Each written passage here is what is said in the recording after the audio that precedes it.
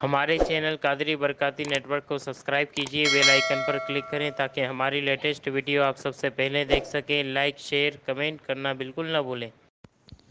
میرے تمامی سنی صحیح العقیدہ مسلمانوں، السلام علیکم ورحمۃ اللہ تعالی وبرکاتہ۔ میں نے گزشتہ کل آپ حضرات کے سامنے مسافر کی نماز کے سلسلے میں کچھ باتوں کو بیان کیا تھا۔ آئیے اب آگے چلتے ہیں۔ درود شریف پڑھ لیجئے۔ اللہ رب محمد صلی اللہ علیہ وسلم، نحن عباد محمد صلی اللہ علیہ وسلم۔ میں آج آپ حضرات کے سامنے دو مسئلے پیش کروں گا اور ان کی مثال یعنی اگزامپل دوں گا، آپ اسے بغور سماعت فرمائیں۔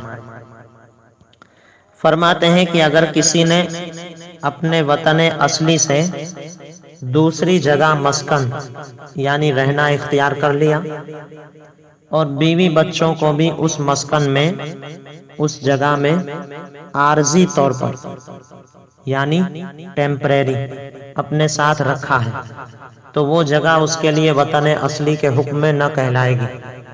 لہذا وہ جب بھی وہاں آئے گا اور 15 دن سے کم ٹھہرنے کی نیت کرے گا تو اس پر قصر واجب ہے اور وہ نماز پوری نہیں پڑھے گا۔ اور اگر 15 دن یا زیادہ ٹھہرنے کی نیت ہے تو اب مقیم ہے، لہذا اب وہ نماز پوری پڑھے گا، اس کے لیے قصر جائز نہیں ہے۔ اس مسئلے کو اس مثال سے سمجھیں۔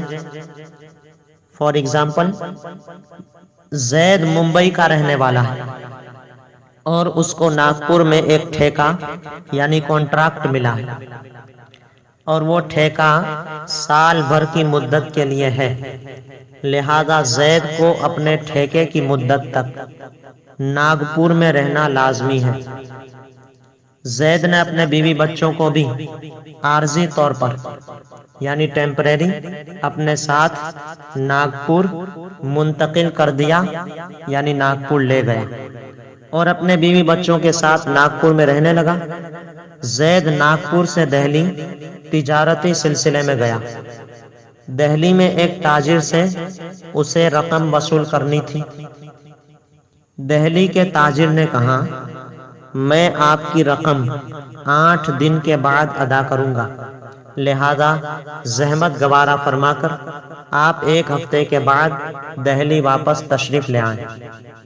زید دہلی سے ناگپور واپس آیا۔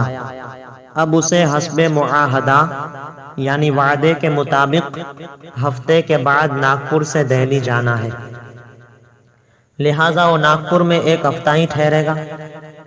ہفتہ گجراتی میں کہتے اٹھواڑیاں۔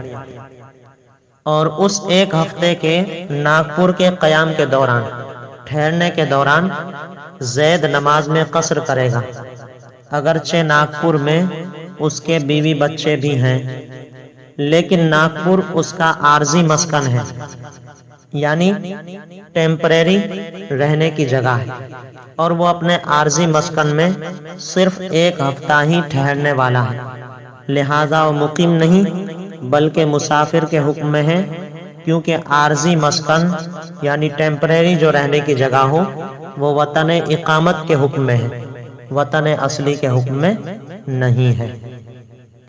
پھر دوسرا مسئلہ بیان فرماتے ہیں۔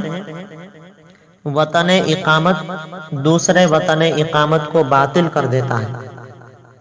باطل کر دیتا ہے یعنی ختم کر دیتا ہے، یعنی ایک جگہ 15 دن کے ارادے سے ٹھہرا، پھر دوسری جگہ اتنے ہی دن ٹھہرنے چلا گیا، تو پہلی جگہ اب وطن اقامت نہ رہی بلکہ دوسری جگہ وطن اقامت ہو گئی، چاہے ان دونوں کے درمیان شرعی مسافت سفر کی ہو یا نہ ہو، یعنی جو شرعی سفر ہوتا ہے اس کی دوری ہو یا نہ ہو۔ اس مسئلے کو اس مثال سے سمجھیں کہ زید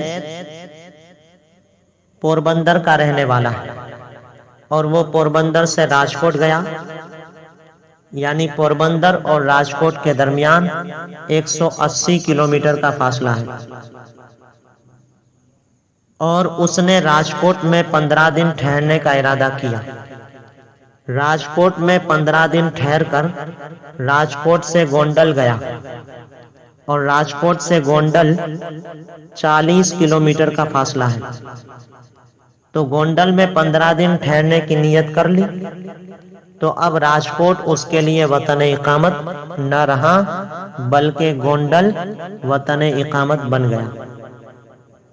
دوسری مثال یوں سمجھ سکتے ہیں کہ زید گونڈا کا رہنے والا ہے، اور وہ گونڈا سے لکھنؤ گیا، اور ظاہر سی بات ہے گونڈا سے لکھنؤ 117 کلومیٹر ہے، یعنی شرعی مسافت ہے، اور اس نے لکھنؤ میں 15 دن ٹھہرنے کا ارادہ کیا۔ لکھنؤ میں 15 دن ٹھہر کر لکھنؤ سے بارہ بنکی گیا، اور لکھنؤ سے بارہ بنکی کے درمیان 28 کلومیٹر کا فاصلہ ہے۔